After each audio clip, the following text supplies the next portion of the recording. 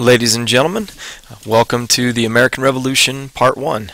This is the first lecture from our American Revolution Unit number 4, and let's get started. You have a follow-along guide that is located on the Edmodo website that you can fill in the blanks if you happen to miss this lecture, and hope you enjoy.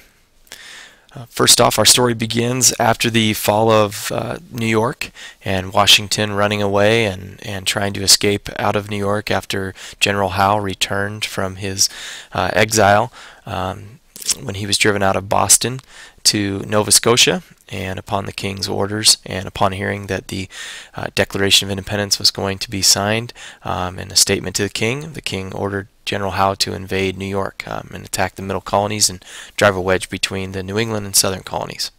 And so Washington flees that area, and upon fleeing it, he realizes he needs to have some sort of a victory or else his army is going to fall apart. And that brings the battles of Trenton and Princeton and creates their value. This is a famous painting that, again, really to me emphasizes the impact of this event. It was extremely important because these were the first major victories for George Washington in the American Revolution. The Continental Army was able to make recruits and get more troops available, and specifically in New Jersey after the battles of Trenton and Princeton. I'm not going to spend a lot of time with this because we did watch the Battle of Trenton unfold on the crossing film, and it was incredible that he was able to cross the Delaware River and get over there without anybody finding out, and the Hessians that were camped out at Trenton were unaware, and he was able to beat these mercenaries that were paid to come over and fight us. And this was huge morale booster. It also really encouraged the rest of our country, and especially the Continental Congress, to believe in Washington's leadership, and pretty much makes him a legend. And shortly after the Battle of Trenton would be the victory at Princeton, which again we saw on the video clip, and which is also included on Edmodo. You can take a look at that, and it tells the story of the Battle of Princeton. But basically, Cornwallis was going to go home and visit his ailing wife, and unfortunately for him, he had to turn around and come back and try to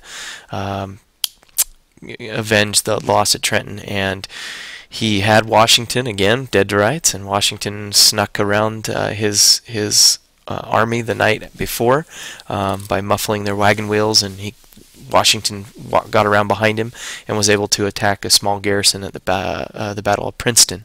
And so those two major victories were huge parts of getting the revolution on the right track for the Americans.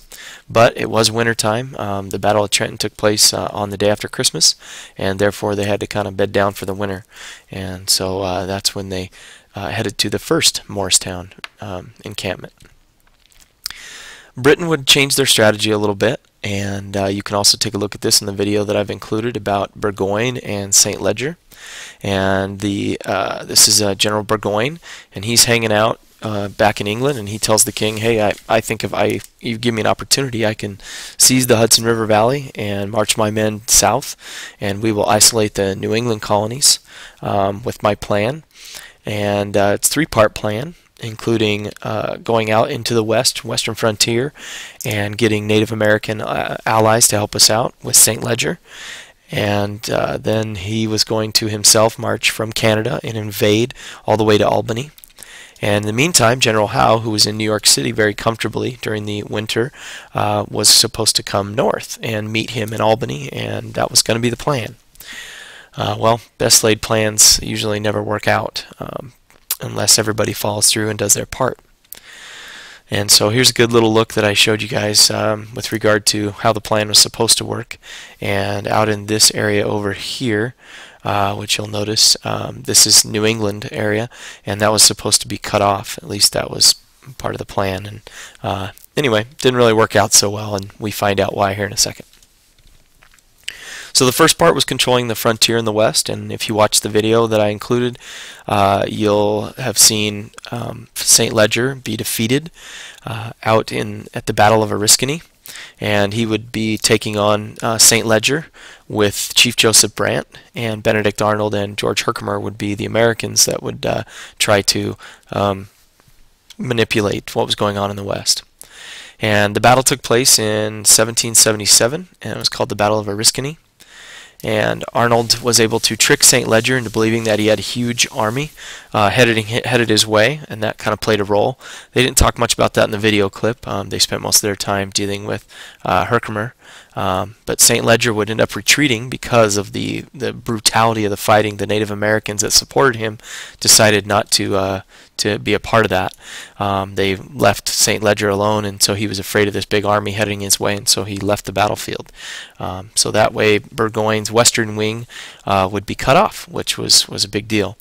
This picture illustrated here is Herkimer after he was wounded in the Battle of Oriskany, still kind of giving orders to his men, and his men fight in twos and help each other out, and they were able to fend off the Native Americans that were attacking them and ambush them. Burgoyne's plan to march to Albany again was still his main focus, and so he would march down the Hudson River Valley, and again you'll be able to see some of these video clips. If you're at all confused and want to take a look at those, you're welcome to do so. But he pretty much captures Ticonderoga without any kind of fight at all. We didn't really have anything there, and then moved his large army south. The best part about this was that it was kind of the introduction of a very important person that allowed for General Burgoyne's army to be kind of slowed in the process. And they used guerrilla tactics, and the sharpshooters would engage the officers and then the Native American scouts that were leading them. And Daniel Morgan and his sharpshooters really had an impact on the Revolution. And like I said, you guys can take a look at some of the video clips that I included, and it tells that story again. But they would cut down trees and burn bridges and destroy livestock and burn fields. I mean, anything that the British could use on their march south, the Americans destroyed. And it really helped the process of them being able to control kind of the outcome of things. They did target officers and kept the British confused and frustrated throughout using guerrilla tactics. And this was kind of the first time we talked about and emphasized guerrilla tactics in the war. On the other hand, General Howe heads to Philadelphia, which is kind of weird, right? He wasn't supposed to be going to Philadelphia. Instead, he was supposed to be going to Albany. It was August 4, 1777, and Howe ends up sending a note to Burgoyne stating that he is heading to take off towards Philadelphia and follow General Washington, and his focus was to take the capital city. By doing that, it left Burgoyne all alone, and that would end up changing the kind of the face of things. Because he followed Washington to Philadelphia, Washington was forced to defend the city, and where he did that at was at Brandywine and Germantown. And these were two major battles that Washington tried everything he could to defend Philadelphia.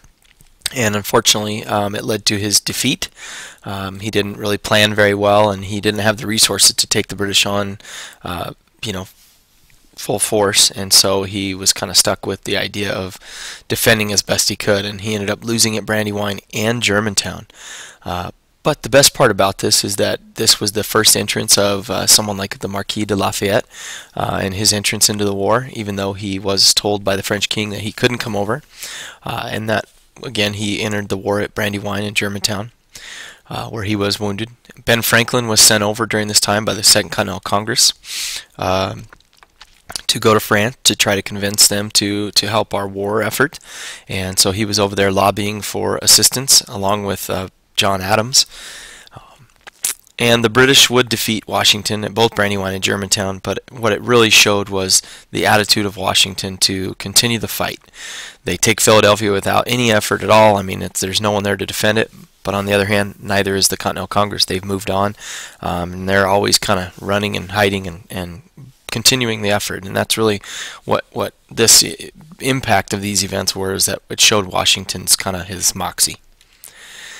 In the meantime, a little introduction. Lafayette, we talked about him. He's 19 years old. He comes over without the permission of the king. He sneaks over dressed like a woman. You can also watch the episode of Liberty's Kid if that interests you at all. But he's able to help us out, and he becomes kind of Washington's kind of pet project, if you will. And he's eventually is given an army division, and he will play a pivotal role towards the end of the war at Yorktown. Excuse me, when he makes Tarleton chase him around the countryside while we were entrapping Cornwallis at Yorktown. So anyway, we'll get back to Lafayette later. The big picture of this first part of the lecture is the turning point, Saratoga. This is an immense battle, immense victory that had to happen, and really is known around historical, people that talk about it. It is the event. It's the one major event that turned the tide of the American Revolution in our favor because of what it did. Burgoyne stayed the course, even though Howe wasn't going to join him.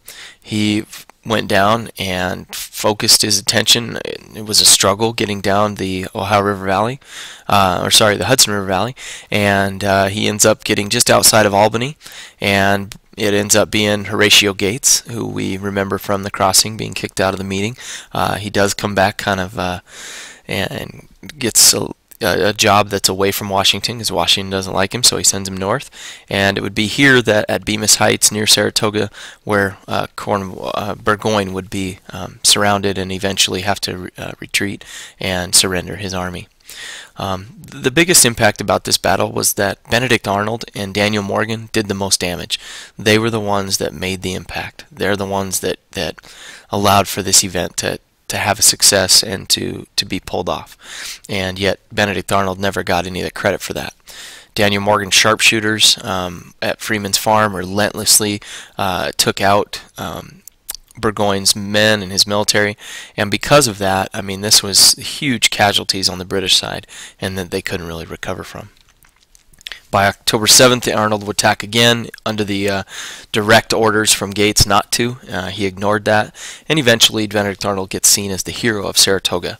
Unfortunately, it doesn't amount to much because Benedict Arnold would not get the recognition he deserves from the military side of things and the Americans and the Continental Congress, so eventually he will turn coat and become the most famous traitor in American history.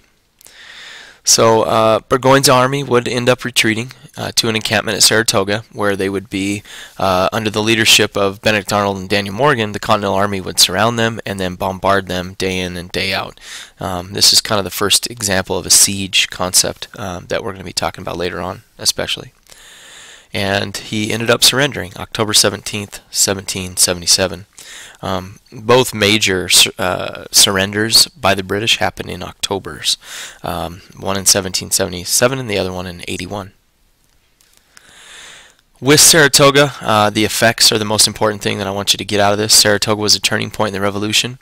The entry of France and other European nations, because they believed that we could pull this off, was essential. And just like the tug of war, things are starting to look up. You know, I taught you guys the Revolution kind of in a nutshell as a tug of war, a game of tug of war. And this was a decisive moment, a decisive rule change by bringing in France and Spain to help us out. The frustration of not getting any credit in the victory again leads to Benedict Arnold's treason, and General Howe will end up resigning due to the loss. So anyway, this is the first chapter of our story, and we'll talk about what happens after General Howe resigns on the next topic.